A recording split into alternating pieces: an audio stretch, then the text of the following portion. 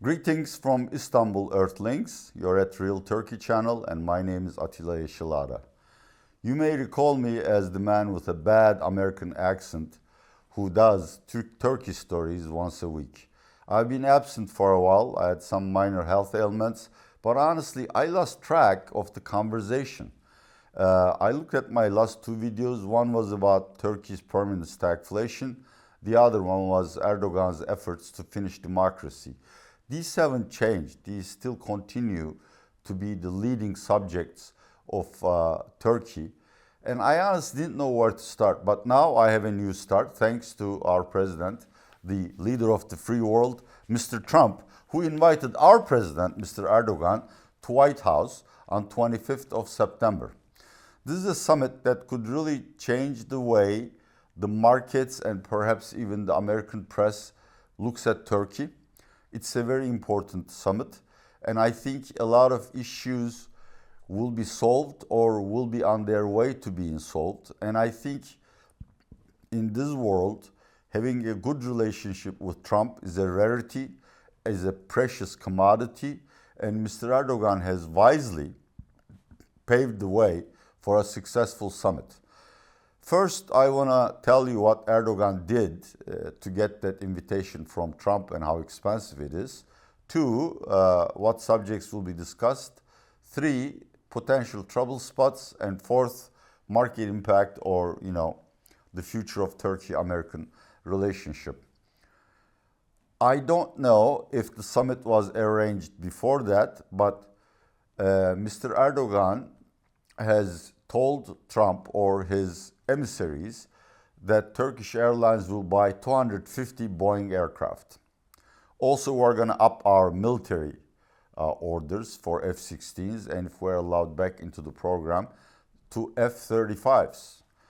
Also, Bloomberg wrote a piece about how Turkey plans to buy more liquefied natural gas from the United States. Finally, just before he flew to Washington or New York, I'm not so sure, Mr. Erdogan lifted all the extra import taxes that were levied on American goods during the first term of the Trump, when Trump levied taxes on our aluminum and steel products.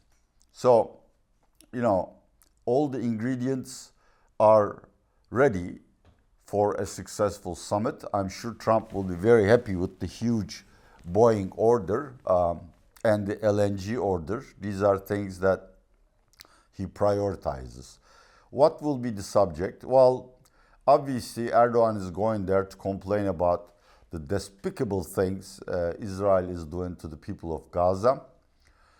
More general, Israeli expansionism, in particular in Syria, and as Turks perceive it, Israel's efforts to destabilize Syria, which is, internally destabilized. Really, you don't need any effort. Economically, of course, these orders will be approved. Turkey's main demand is the lifting of CAATSA sanctions when, again, during the first term of Trump, we made the mistake of buying Russian-made S-400 anti-missile systems.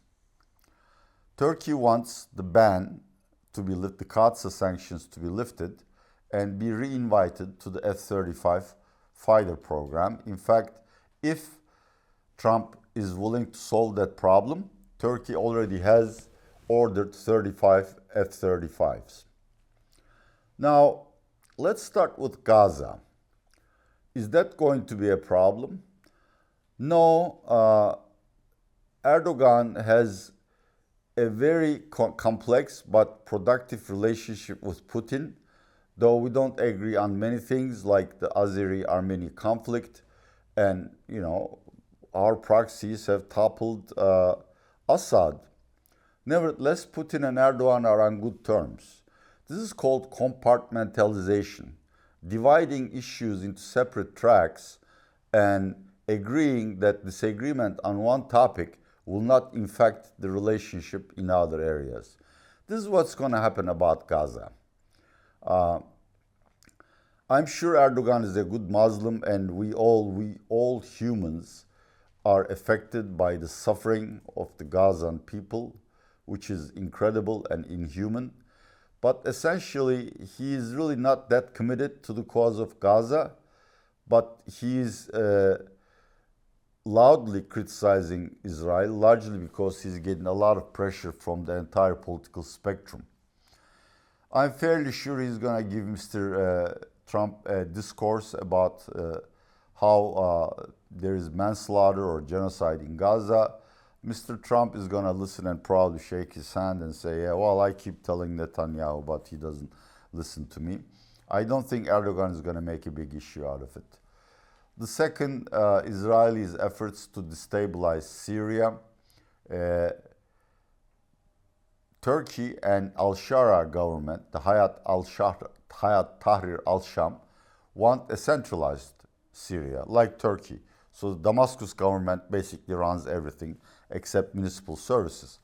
But minorities, the Druze, the Alawites, Christians to a certain extent, and definitely Kurds, want a federal state like Iraq or like United States, where the states have a lot of autonomy on many of their affairs. And Israel supports that because Israel knows that a federal state in Syria will not work. Syria has never been a nation in its history. The only way to manage it is to have a strong centralized government. But my issue today is not Syria. I don't think Erdogan and Trump are going to exchange unpleasantries because of Israel's aims on Syria. What Turkey wants essentially is that Trump doesn't intervene on behalf of Syria, which it won't, simply because it's his Turkish ambassador and special envoy to Syria, Mr. Tom Barak, also wants a centralized government. So essentially supports Turkey's thesis. And as far as I'm concerned, among his many problems, Trump has sort of outsourced the Syria problem to Tom Barak and Erdogan. The next issue would be, what do we do with these S-400s? How do we get rid of them? An interesting story, which is denied by Turkish authorities, I don't know whether Kremlin denied it, is that Putin is short of defense systems and wants the S-400s back because they have never been used and they are rotting in the warehouse. Turkey has, I think, activated them for 3 minutes to see if the pieces work. So a solution can be found. I'm not saying Turkey will return the S-400s to Russia, but perhaps monitoring that they are not activated because they spy on NATO military assets, by sending a NATO officer to the command center would be sufficient. This is an issue where Erdogan would ask Trump to spend some political capital for the sake of 250 Boeing airplanes. A lot of lobbies in the Congress are against selling advanced technology military goods to Turkey. These are not only the Jewish lobby, but also the Greek lobby, and in general, everyone who has any kind of consciousness about human rights knows what Erdogan is doing to the opposition and wants Turkey to be punished for that, or at least America not to be part of these political problems. Nevertheless, we have seen in the big, beautiful bill, Trump can get his way with this Congress by either using the carrot and the stick. And I think in this meeting, this problem will not be solved, but a mechanism will be founded to find a solution that pleases everyone. So I don't see any problems there. Because Trump and Erdogan have bigger fish to fry, alongside the purchases Turkey is going to make. The Azeri-Armenian peace talks, if they end in an official peace deal, is very important because as part of that peace deal, a thin strip of Armenian land called the Zengezur Corridor, which connects mainland Azerbaijan to its semi-autonomous province, Nakhchivan, will be activated, and it will be renamed Trump Corridor. And for 100 years, this corridor will be managed by Americans. This sort of saves Armenian face. We're not turning it over to Turks or Azeris, our traditional enemies, but to Mr. Trump, with which we want to have good relations too. Why is that important? Well, A, it will give America monitoring capabilities on all the goods that flow through that route, not only from Azerbaijan, but from also Trans-Caspian states like Turkmenistan, etc. Secondly, that strip of land is only kilometers away from the Armenian-Iranian border. In other words, America gets an excellent opportunity to eavesdrop into the even darkest nooks of Iran thanks to Trump corridor. So there's a lot of good things that, and of course the Halkbank case, but everybody has forgotten about that. Halkbank is still being sued for violating Iran sanctions. The case has gone back and forth between Supreme Court and Federal Appeals Courts. I think it's once again at the door of the Supreme Court.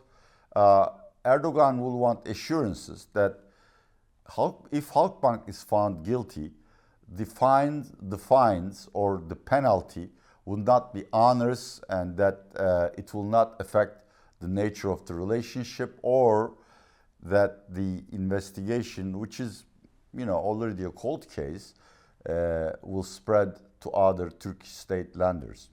I think all of these are doable. Let me repeat myself.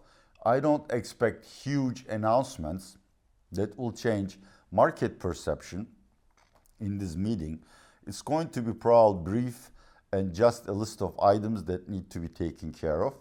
But Trump reportedly will visit Turkey in October for the ceremony where Turkish Airlines officially purchases the Boeing aircraft.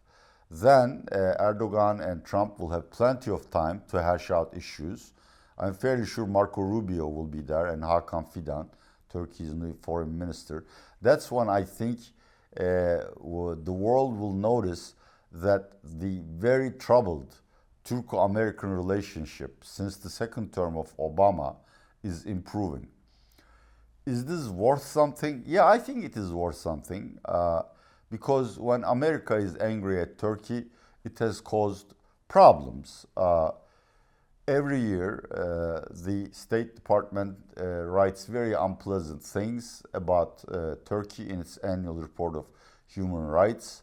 We need American support for a potential Israeli-Turkey pipeline. We need Trump's support for Halkbank. And I think most importantly, it will signal that better relations between Turkey and America actually means Erdogan has once again turned his face towards the West.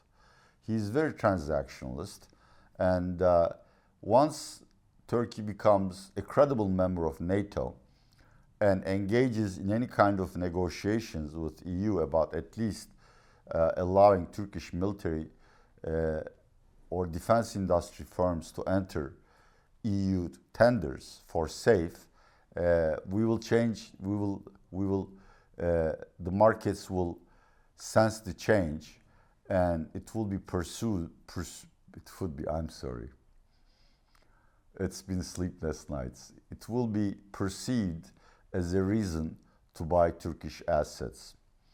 I hope to do these videos regularly from now on. I apologize for my absence, and I'm always grateful to my small but very loyal and funny community.